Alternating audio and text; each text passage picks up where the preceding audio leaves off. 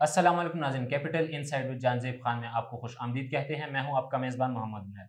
नाज़रीन, आज हमारे पास मौजूद हैं जानज़ेब खान साहब। एक बार फिर से हमारे पास तशरीफ़ लाए हैं। अस्सलाम वालेकुम सर। जी, वालेकुम सलाम उमैर, कैसे हैं आप? खैरियत से हैं? अल्हम्दुलिल्लाह सर, खैरियत से। सर, अब आप खैरियत से हैं? एक मिनट।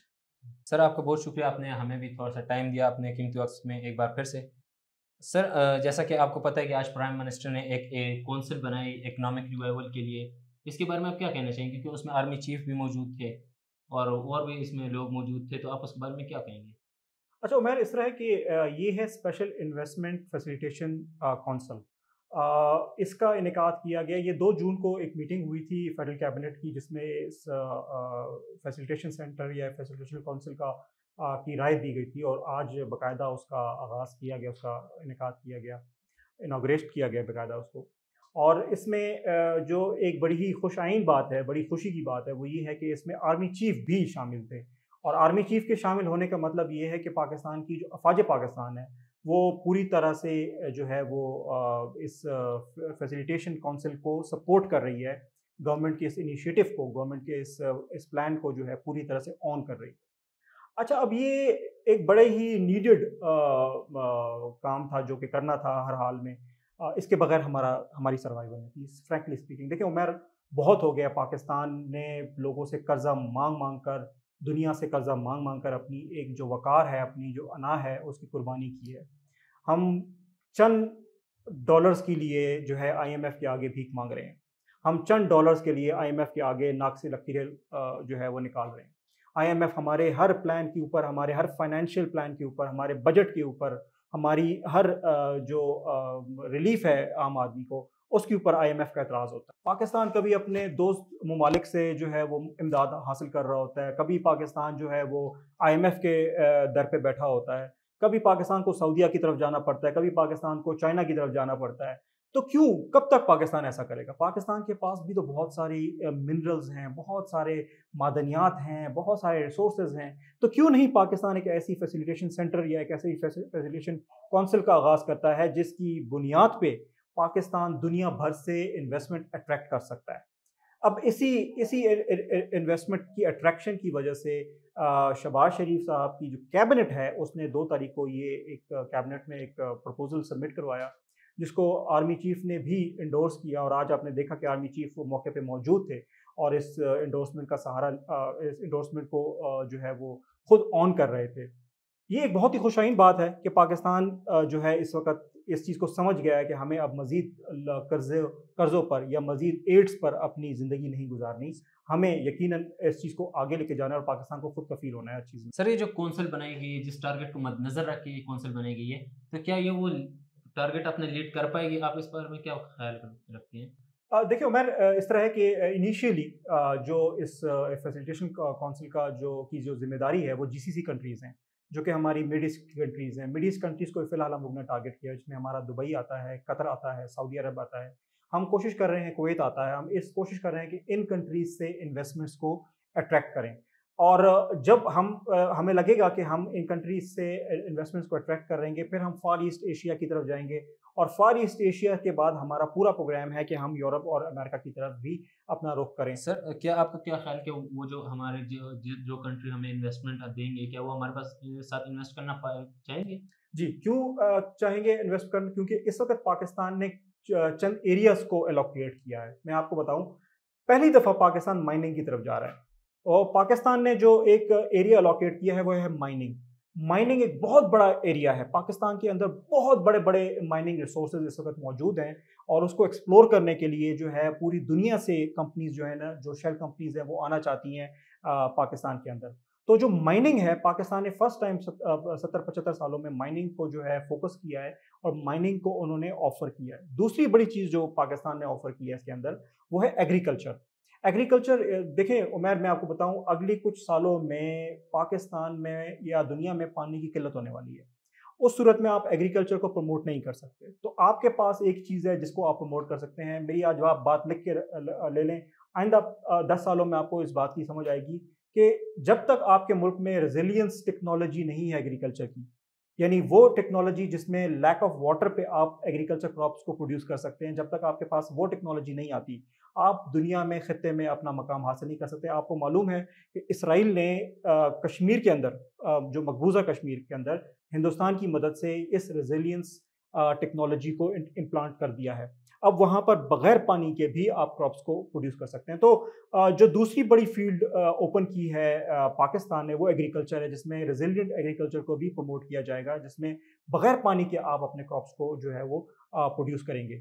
تو یہ ایک بہت بڑا ہوگا۔ اس کے بعد آئی ٹی کا ایک سیکٹر ہے جس کو انہوں نے اوپن کر دیا ہے کہ پوری دنیا سے آپ آئیں اور آئی ٹی جو ہے وہ پروموٹ کریں، سافٹ ویئرس کو پروموٹ کریں، ڈفرینٹ قسم کی اے آئی ٹولس کو پروموٹ کریں، تاکہ دنیا بھر کے جو انویسٹرز ہیں وہ پاکستان کے اندر آ کر اس کو اور اس پر آپ کو پتہ ہے کہ جی بڑی کم ٹیکس لاگت ہے یا نہ ہونے کے برابر ہوگی اس فیسیلیٹیشن سینٹر میں۔ تو ظاہر سی بات ہے ایک انویسٹر جو باہر بیٹھا ہے اس کا کنسرن یہی ہے کہ جی میں جب انویسٹمنٹ کروں گا تو مجھے ٹیکس آن انویسٹمنٹ ہے وہ کتنی دینی پڑے گی۔ تو آپ کا جیسے دبئی کا ماڈل ہے کہ آپ کے پاس اس میں ٹیکس ہی نہیں ہوتا، تو سیم ماڈل آپ کا پاکستان بھی آفر کرے گا کہ ٹیکس نہیں ہوگا۔ جب ٹیکس نہیں ہوگا تو دنیا بھر کی انٹیٹیز، دنیا بھر کے انٹرپرنورز، دنیا بھر کے اسٹارٹ اپس، دنیا بھر کی انڈسٹریز جو ہیں وہ اپنا ٹیکس بچانے کے لیے پاکستان کے اندر آئیں گی انویسٹمنٹ کرنے کے لیے۔ اس کے علاوہ آئل ہے، آئل ایکسپلوریشن ہے، اس کے علاوہ ڈیفنس ہے، ڈیفنس میں بہت بڑا گراؤنڈ کھولا گیا ہے پاکستان کی جانب سے کہ ڈیفنس میں بھی آپ آ کے انویسٹمنٹ کریں، آپ ڈیفنس میں آ کے جو ہے ٹیکنالوجی کے اندر انویسٹمنٹ کریں، ویپنس کے آگے میں جو ہے آپ انویسٹمنٹس کریں۔ تو ایک بہت بڑا اسکوپ کھول دیا گیا ہے فی الحال GCC کنٹریز کے لیے، اور پھر انشاءاللہ لیٹر آن ہم یورپ اور امریکہ کی طرف بھی چلیں گے۔ دیکھیے سر، جیسا کہ کچھ دنوں پہلے شیل آئل نے اعلان کیا تھا، شیل جو کمپنی ہے انہوں نے اعلان کیا اپنے شیئرز بیچ دیے، پاکستان سے انہوں نے اپنا بزنس جو ہے وہ ٹرانسفر کر دیا۔ تو آپ کو لگتا ہے کہ یہ حالات دیکھنے کے بعد بھی جو GCC کمپنیز ہے وہ ہمارے ساتھ انویسٹمنٹ کرے گی؟ دیکھیں اب میں آپ کو بتاؤں، دیکھیں جب انویسٹمنٹس کوئی کمپنی کرتی ہے تو کمپنی کے دو بڑے میجر کنسرنز ہوتے ہیں۔ کمپنی کا یہ کنسرن نہیں ہوتا کہ ملک کی اکنامیکل کنڈیشن کیا ہے، ڈیفینیٹلی اکنامیکل کنڈیشن میٹر ضرور کرتی ہے، آپ کی اکنامیکل کنڈیشن کے بغیر آپ کہیں پہ موو نہیں کر سکتے، لیکن جو انویسٹمنٹس ہوتی ہیں، جب کوئی بڑی کمپنی انویسٹمنٹ کرتی ہے تو وہ یہ دو چیزیں دیکھتی ہے کہ ایک کہ کیا اس کی ایکسپلوریشن میں اس کو کچھ جو ہے وہ معدنیات اس میں سے ملیں گے، دوسرا کیا اس کو ٹیکس آن انویسٹمنٹ تو نہیں دینا پڑے گا۔ جب آپ یہ دونوں چیزیں انشور کر دیتے ہیں کہ جناب آپ کو یہاں پر رچ ریسورسز اویلیبل ہیں، پاکستان دنیا کے ریچسٹ ترین ریسورسز میں سے ہے، بلوچستان دنیا کے ریچسٹ ترین ریسورسز کی لینڈ میں سے ہے، KPK دنیا کی ریچسٹ ریسورسز لینڈ میں سے ہے، جب آپ ان کو انشور کرتے ہیں کہ یہاں پر آپ کو ویلز ملیں گے، آپ کو یہاں پر کانیں ملیں گی، یہاں پر آپ کو ایکسپلوریشن کے بہت سے مواقع ملیں گے، گیس کے LPG کے بہت سے مواقع ملیں گے، یہاں آپ کو ڈیفنس میں بہت بڑا اپرچونٹی ہے، آپ کے پاس وار انڈسٹری کے لیے بہت بڑی اپرچونٹی ہے، یہاں IT کے لیے بہت بڑا اسکوپ ہے آپ کے پاس۔ جب آپ ان کو یہ انشور کروائیں گے اور پھر ان کو یہ انشور کروائیں گے کہ آپ کو ایک فری زون بنا کے دے دیا جائے گا، اس فری زون کے اندر کسی قسم کا جو ہے آپ پر جو ہے ٹیکس جو آپ کا لاگو نہیں ہوگا، تو دنیا بھر کی انڈسٹریز آپ کی طرف آئیں گی، کیوں نہیں آئیں گی؟ بالکل آئیں گی۔ اور یہی تو وہ چیز تھی جو ہمیں چاہیے تھی، ہم ہمیشہ سے اسی چیز کے لیے بھاگنا چاہ رہے تھے۔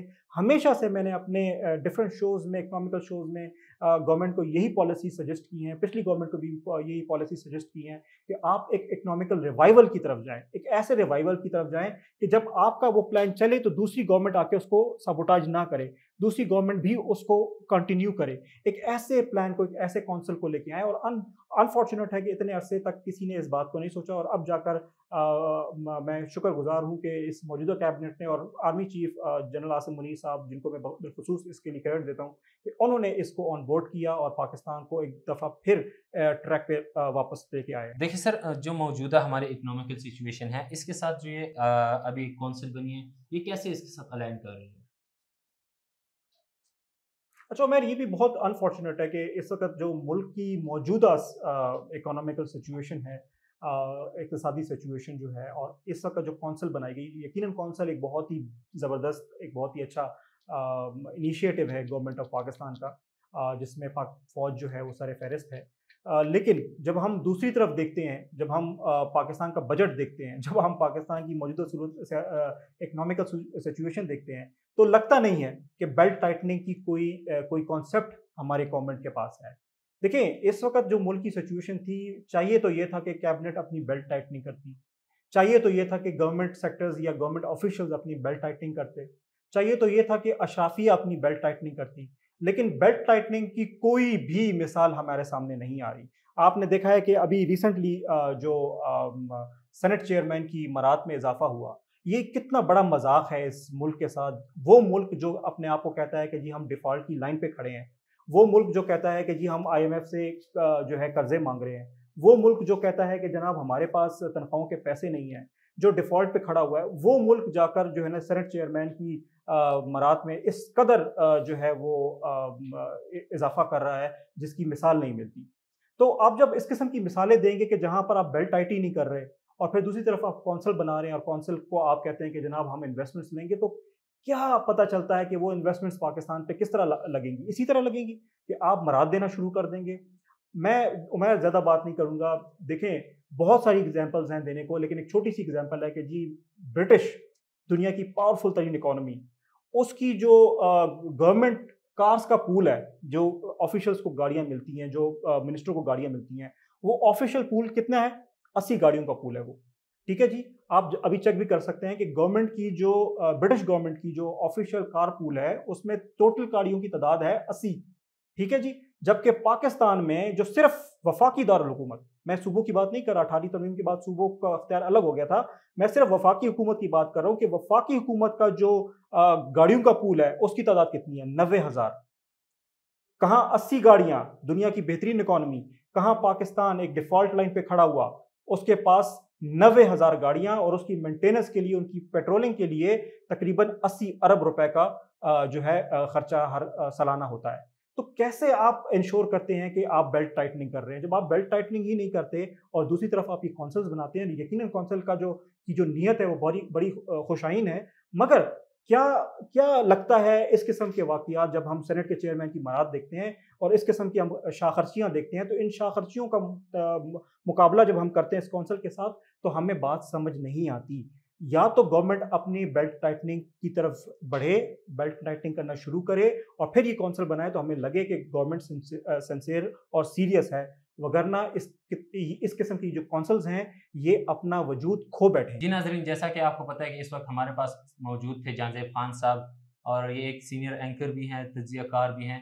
انہوں نے جو آج ہماری جو پرائم منسٹر صاحب ہیں جنہوں نے ایک کونسل بنائی اکنامک ریوائول کے لیے، جس کا نام اسپیشل انویسٹمنٹ فیسیلیٹیشن سینٹر تھا، جس کے فیوچر کے بارے میں ہمارے جو سینئر اینکر تجزیہ کار ہیں جہانزیب خان صاحب، انہوں نے اپنی رائے شیئر کی۔